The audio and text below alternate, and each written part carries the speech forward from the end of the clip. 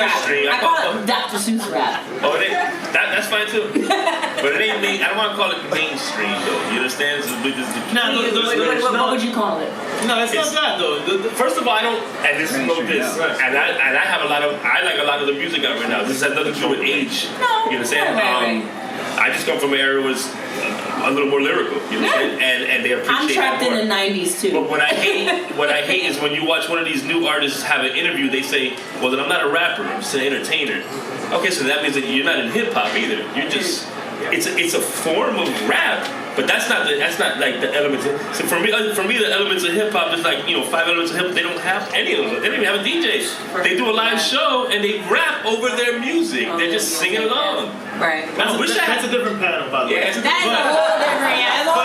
But going to the whole coming home thing, you get to see internationally how they preserve the essence of hip hop. And my man didn't go to the tourist section. Okay, everywhere he went, he had to make sure that he had someone who knew that hood. It was dangerous everywhere. Everything was wherever the culture took it. It wasn't seeking like danger or seeking. No, I'm not talking about. That's not what I mean. I'm not even glamorizing that. I'm saying though that you're not gonna find the real hip hop in the tourist section where it's all everyone from Switzerland is visiting. But that's not what we want. You know, that's not where there's grime. You know, in Europe it's called grime. It's like what is it, grime? Correct. They call it. The grime. It's not even. Yeah, I don't want to say that hip hop is only in the hood. That's stupid. But really quick to what he was saying before, just to put a cap on it, is one thing that's consistent in every film is the artists have told us, you guys don't do hip hop in the States. You guys do business. Wow. What you do is business. That's embarrassing. That's not hip hop anymore. It's embarrassing. That hurts. And it's been pretty consistent in every country that they've told us that. Right. That hurts because we birthed it. Right. In the Bronx, like we birthed it in Jamaica, all that.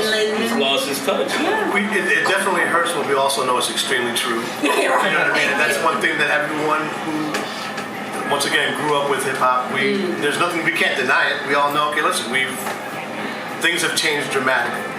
And I think the one best part about the Coming Home series and the way that EFN put that all together is he finds a way to still bring everyone from the team to be a personal part of that. When he did Colombia, he took Paul because that's Paul's place. Hector showed up too. No, and Hector ended up showing up. We're still waiting for Coming Home Puerto Rico. It's coming. Oh, we're going. It's just another way to personalize within the crew, but still keep everyone else knowing that listen, this is he got to see about you. He got to see where his parents grew up as little kids. He never been to that part, right? How crazy was that for you? How emotional? Nah, Colombia was super intense and emotional. No, this guy's. My name's Paul. Everybody, wave your hands in the air. No, I'm just saying. What happened with Colombia was super personal, and that brought a different aspect for me in looking into the movie because my parents. Text message. Okay, I'm not gonna get too crazy with it. It was great to see where they were married, where they came together, where my sister and my brothers went. I never been there before. My dad's parents, both of them died before he was 10, and my mom grew up in an orphanage. She don't know her mom, so I don't have grandparents, aunts, or uncles. Right? I'll leave it there.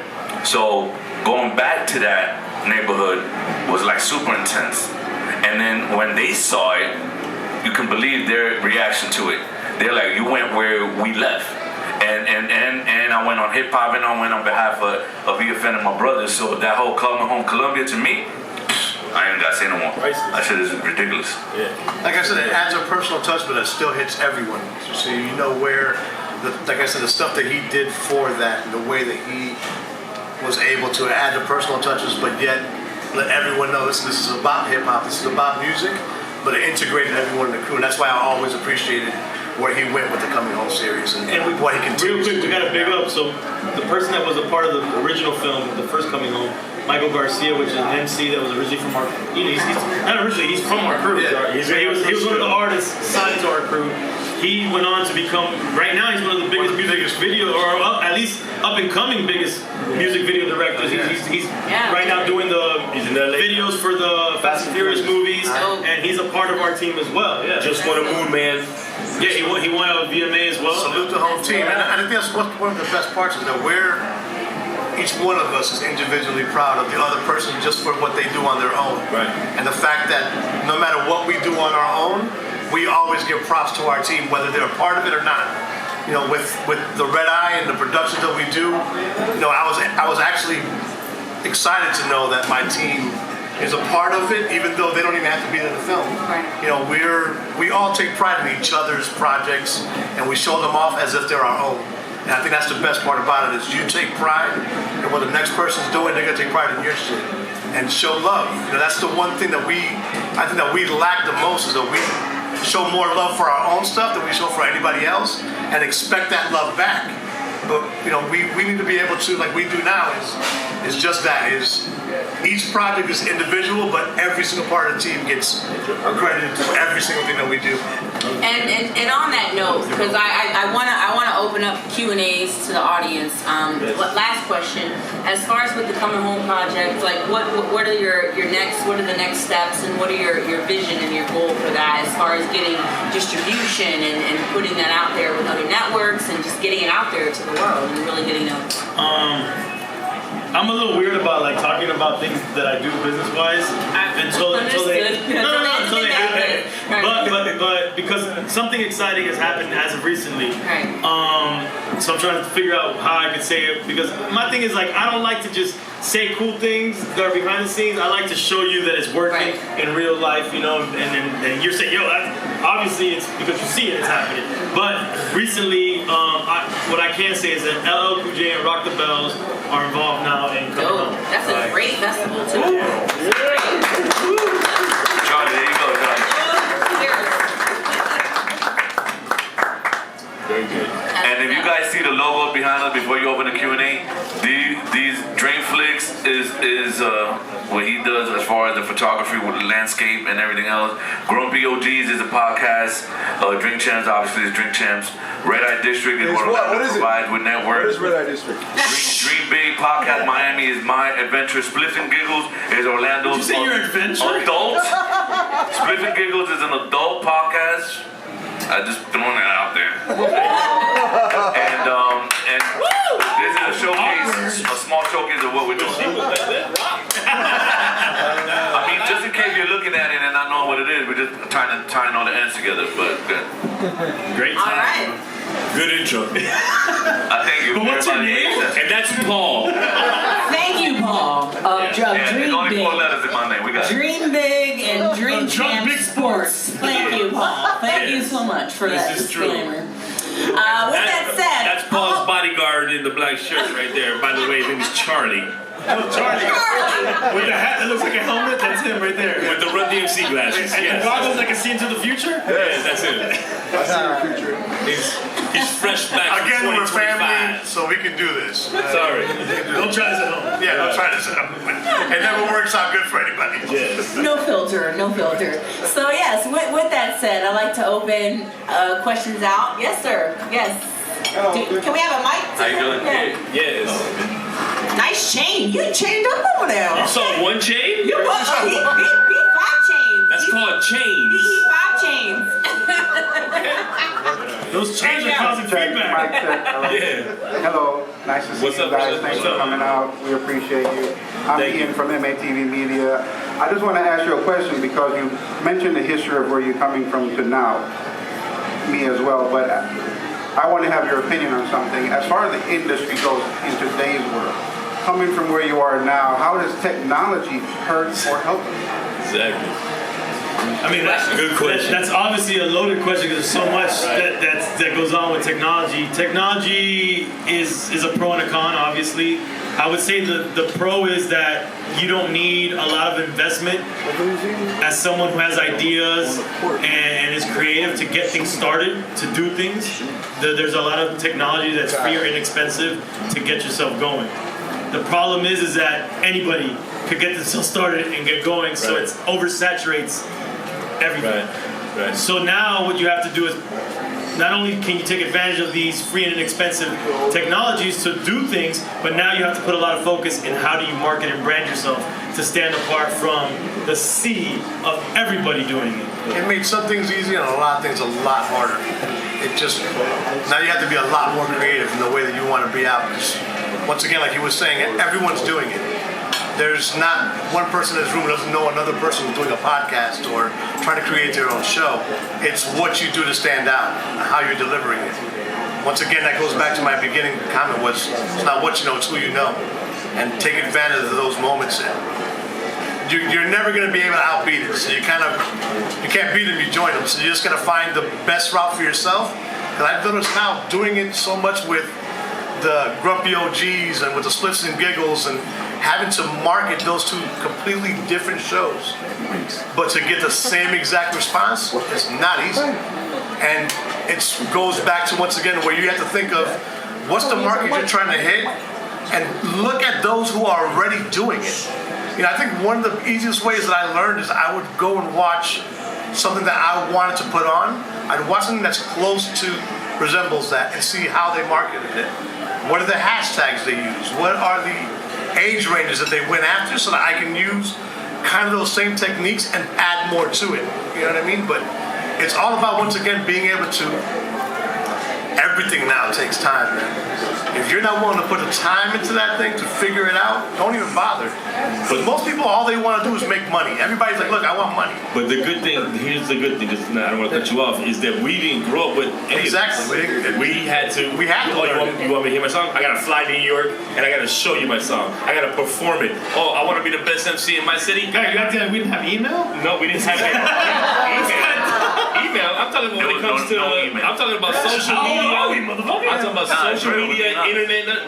When's the last time that if you wanted to prove who you were, you had to go to a club and perform and show people who you were? Now I can sit in my room in my underwear and I can record whatever the hell I want and put it on YouTube and let everybody in the world see it. Before we can only let everyone in our city see. Here's how the internet changed it. When I was a kid, I had a bunch of Garbage Pail Kids. I thought I was the only kid in the world who had them. They're worth a lot of money. So we'll talk about that in a second. I thought I was the only kid in the world who had them. Right? Then when the internet comes out, I found out that I'm nobody. I'm nobody. No, everyone in the world has these. He had 9 of them. You thought you had. I am nobody.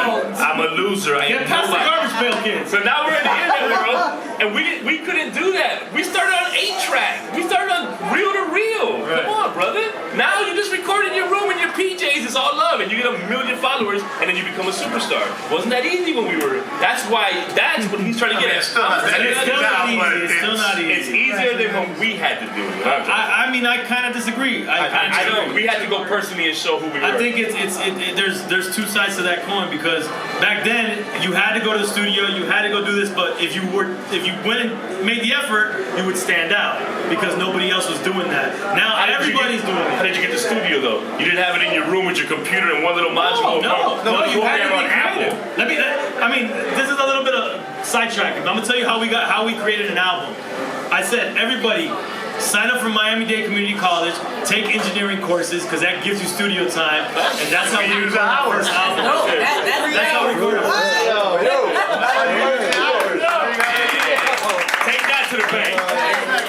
And all it takes is a little bit of creativity to get a lot of things done. Right. But right now the problem is that is a sea of people doing it, and there's good ones making it, bad ones making it, and everything under the sun making it. So you just gotta, the thing, it goes back to consistency. Right. Because you still gotta, it's a law of averages, people are gonna give up. As long as you stay consistent and you don't give up because you're like, damn, I didn't get those followers or those likes or those comments. Well, who gives a fuck? Are you into what you're doing? Does it give you something? Like you gotta gauge yourself as to what you want out of something. If it's just money, then you're done already for the game. Yeah. I think the one biggest thing that pushed us the most for most of our projects was pride. We wanted to be proud of something. Whether you were of us or not, we were proud of it. It made us want to do another one, and another one, and another one. And the more that we were proud of each other, the more that we did. Believe it or not, I think our biggest fans were ourselves. But there were so many of us. Give ourselves, one of the things when we completed a project, a music project, we were infamous for this, which is kind of funny. We would create plaques. Yeah, our own awards. And we would have our album release party. Hey. The album release party was super. And that meant a big deal. Like that was that we finished the project, and then we would present ourselves the plaques. That's awesome. Our shit is double wood in the hood, but we completed a project, and the people that are there are like, and And I always had a thank you speech. But let me tell you, We bought it ourselves and handed it to ourselves. what that did for I like to thank my mama and my daddy. What that did for us, the thing is, the point I think that for anybody else, it doesn't mean you make plaques.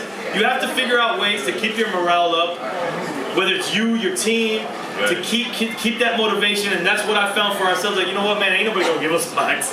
We're not gonna sell a lot of records, but let's just celebrate that we finished the project.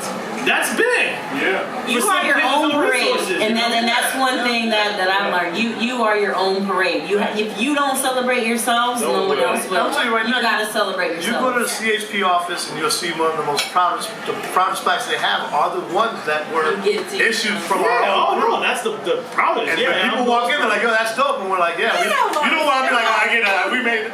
But it's How something many records you sold? Yeah, exactly. No, that was 0 records sold. Believe it or not, when you see it all lined up and you see that, once again, how much pride we have in ourselves and how much effort we put into putting ourselves into that light is what not to say it's what forced others to recognize us, but if you want to be recognized, you gotta make yourself stand out.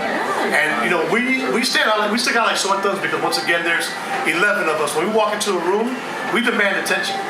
And it's, you know, we all have our different looks. We all have our own traits of what we bring to this crew. But we all know we're the same fucking person. There's been times where each and every one of us, we were forced to be EFN. Eddie's been EFN DJing at a club one day. Charlie's been EFN negotiating business. I think I played it off once or twice for my own purposes. I mean, in the sense of where we put ourselves in that place so that no one will ever miss that next person. And like I said, to me, the biggest thing is who's behind you, who's backing you. You know what I mean? Whether it be just yourself, take pride in that shit. Because that's the only other way people are going to look at you like, yo, that's dope. The way he speaks about it, the passion in what he does. You know, I've been able to go this far with the Red Eye District and with my team because everybody's like, yo, you don't stop. Right. It doesn't matter what fails, there's something new coming on. If something goes down the drain, don't give up. Create a new project. That's all we did. Just keep it moving. Keep it moving, man. And just really quick, because I know he keeps talking about like our team. Our team is not what everybody thinks. Like your team could be your mom, your dad, your brother, your sister, We just got lucky. your close friend. Like find anybody that's supportive and lean on them and use that energy to fuel your inspiration and keep it moving. And you gotta look wherever you can to continue because it's not an easy road. You know, I mean, I can only speak to entertainment and what we're doing and hip hop and all that. I'm sure every industry is difficult, but it's a very difficult road with ups and downs. It's hard to make money. It's hard to make livable incomes. Like, don't get it twisted. Most of the people you see these videos everybody knows already. That ain't what it is. You know what I'm saying? So you gotta be able. If you're able to pay your bills doing this, you won. Real good. You won already. You know. So the whole thing is that you have. What's dope about the creative space is that you think of something, you create it, and you're able to make some kind of money off of it. That's it. That's the dream. That is the dream at the end of the day. Yo, that was the longest answer to one question. I was about to say that, yeah. I'll That's what we do. Next question. Next question. Wait, but first of all, did that answer your question? He looks like he got another Oh, question. yeah, does anyone else have a question? Can we pass it Can to you calm your bodyguard down over here in the back? Let's share the wealth. Let's share the wealth. She has a question. So I appreciate that. I know that can trigger immense amount of conversation, you know, because I go through that too, and people ask all the time, how can they make it in this industry when I knew how it was back then where money was coming in easy. And now there's so many people in the industry saturated, it's hard to get $100. I can get $1,200 in a minute, no problem. Everywhere I went, $1,200, $5,000, no problem. But now, Then you begging. Right? Yo, He got the 5 chains right now. so in today's world, with all the saturation of the technology, it's just washed out. Everybody and their mama in it. Right. But that's not a problem. It's how do we work together as a team? Can we create? And if we can do that, we can still hold on to something. So I just thank you for your attention. No, thank you. Next question. question. Next question. Hello, next question. 2 hours on the clock. Go. I don't really have a question. 2 hours back. I just want to say I'm very, very proud of you guys. Oh, thank you. Because right now, not too many people can do what you guys doing. Thank you. So many people, they start something together, then they're perfect. It's like a competition. Right. They want to do their own thing. Right. So, just want to say I'm very, And very we appreciate you saying that Yes. completely. Very much. No problem. And the hip hop right now, my kids, I don't let them listen to hip hop because it's crap. Right. Back then, I it's really like you now. hip hop was fun. Back then, hip hop was fun. Right now, too much. Right. Yes. We appreciate you. And people like Thank you, you. all it takes is one, for me, it takes one person like her to keep me going. All I need is one person. If one person is inspired by anything we say, we keep moving. That's all. We don't need a million. I just need one person. That's all I need. So that's all. That's super awesome. I appreciate you big time. More questions? Yeah, Any good afternoon, guys. What's up, brother? More statements? I just want to say you guys are awesome. You guys are doing a great thing, and especially for the hip hop. Because back in the 90s was the best. Yes. Golden era. It's the golden era. It was educational. Yes. You heard every syllable, every word Everything. from what they were saying, and you bopped your head to it because it had meaning. Yeah, correct. The thing about it is that I want to ask you guys all, who was your favorite hip hop rapper? 90s rapper? Easy. Big Daddy King. And why? Big Daddy King was the illest, the smoothest, the nicest, dancing, rapping. That'd be like, it'd be Ali's bleeding into 90s. No, but hold on.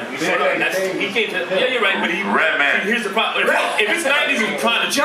Jersey. From my beat, it's my favorite. I say Ice Cube. Yeah, that's his too. Prodigy was my favorite for my beat. But here's the problem with the 90s rappers. We had 60 different groups, let's just say, right? 60 different styles. Now we have 100 groups, 100 same, they all sound the same. That's all I have. This is why he's grumpy OGs, because he's obviously upset about old. He was waiting for that question, by the way. Bring it back. Wait, you know why I hate saying he's right and I want to why I hate when people say that is because remember when we were younger, our parents hated our music. Yes. Yes. And then now I'm telling my kids I have kids from 5 to 22, so I know every genre, and I'd be like, your music sucks. But there's a couple I like, but for the majority, when you have 100 artists and 98 of them sound the same, and I say 98 because we have thank the good Lord we have J. Cole and Kendrick Lamar. You smell me? That's true. I was going to ask you the same question. It's like, what artist you think now reminds you of rap artists in the 90s? Well, when I first heard Kendrick Lamar, I always had a remembrance of close to a Nas kind of caliber. Storytelling, because it's storytelling. And also just the way he stacks it. Denzel Curry, who's from Miami, Rep up, he's ridiculous. From Carol City. If you don't know, Denzel Curry is ridiculous. And he's from this time. There is a couple of them shine right now. I'm not telling you they all suck. I don't like the 98 song. I don't like that. But you know, those shit, I probably name 5 that I agree. That's the problem. He's a Tekashi fan. I love rainbow hair. No, we can edit that. Sorry. How about Public Enemy? Public Enemy, my favorite rap group. Public Enemy NWA inspired me to really want to get My favorite rap group of all time is Public Enemy. My favorite soloist was Big Daddy Kane. My favorite duo is Outkast. Yes!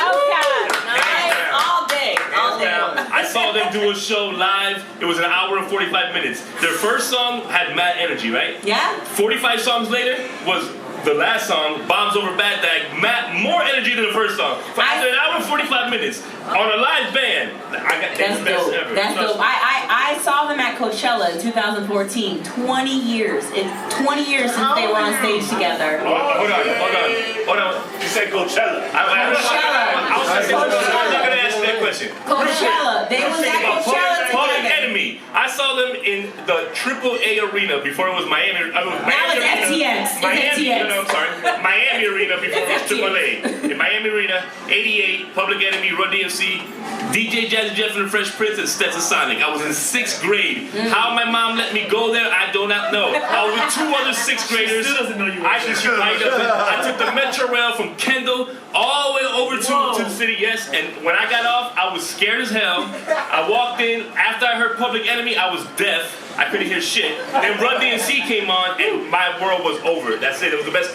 To this day, I've seen a million concerts. Still my favorite one, 1988. Awesome. First year that the arena opened, and I'll never forget that. Awesome. I still dream about it. Awesome. Yes. That's how I feel about Outkast at Coachella. Outkast is the best. I was up front and personal, right there. Like, and it's hard at Coachella because there's a lot of motherfuckers out there. Yeah, but their live show, the live show. Oh my god!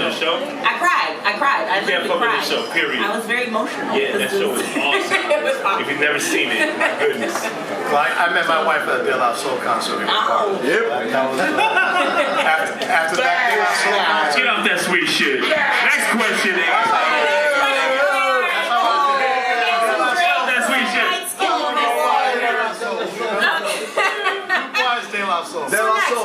Next question out there in the Q&A, please. Yeah, I liked your concept of light persistence. Right. And I thought that was cool. How do you know when you're crossing the line and becoming annoyance persistence? Never. I mean, actually, where do you? the way that my threshold is, say no or leave me alone. Like if someone is still communicating, then that's the door's open. You know what I'm saying? So I'm gonna keep going, but I'm gonna be cool about it. Right. You know what I'm saying? I'm not gonna be a dick. So, but the minute that they say no, or not right now, or those type of words, then you know that's the time to stop. I guess I go to the point of annoying. I guess It's a white man. I'll tell you this much. I'll be honest with you. Privilege. I'll tell you right now. I don't. We like white people too. Even with the I'm no, gonna I take a don't picture. stop. Keep talking like that. Even with the no, I don't stop. I'm extremely persistent. Hey, shout out to Drop. I see you. You can only say no so many times before I come to something you're gonna say yes to. And to me, a no means nothing. Listen. I'm 100% Puerto Rican. We've been there. We've done that. We heard no almost every single part of our Everybody lives. said no to me. And I'm gonna be honest with you, but a no does not make me stop. If it comes to the point where I'm annoying, I'd rather you come and tell me that than for me to think that I am and stop what I'm doing. To be honest with you, I wouldn't be able to sit here right now and talk about my businesses and what I'm doing and the projects that I have if I would have kept up with those no's, because so many companies that told me no are the ones that are backing me right now. All the ones that I went through 3 years ago, 4 years ago, 5 years ago. I kept it up, and now every single one of them are backing me. That's because you got grumpy OGs now. And I'll tell you right now, even with, he's my brother, my biological. I was gonna say that. He's the older brother. He's the little brother. I know. I just wanted to. And it comes down to, believe it or not, even to where I have to convince my own brother and my own family members to do a show with me. Once again, it's not easy to get every single thing that you want. That annoying thing to me, believe it or not, man, who don't we know that's been annoying at a particular part of their time, and you still fuck with them? Believe it or not, once again, I don't take no. People usually say that all the time. I don't give a shit. You can tell me no 5 times. I'm calling you next week with a better idea. And I promise you, I'm going to get you. I'm going to land you. And that's where my persistence comes in. Once again, it may be sounding as annoying, but to me, it's how you